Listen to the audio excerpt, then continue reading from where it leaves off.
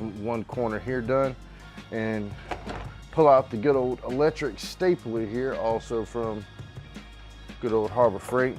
And it works really, really easy, because I mean, the only thing you gotta do is come in here, line it up, boom, that thing's in there. Boom, boom.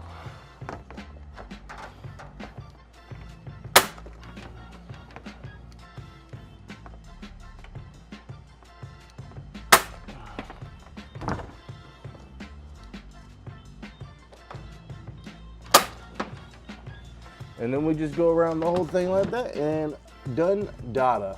We do got to figure out how we're going to attach our watering spigot here inside of the wire mesh that we're putting up, which I think I can just cut out a little square there and then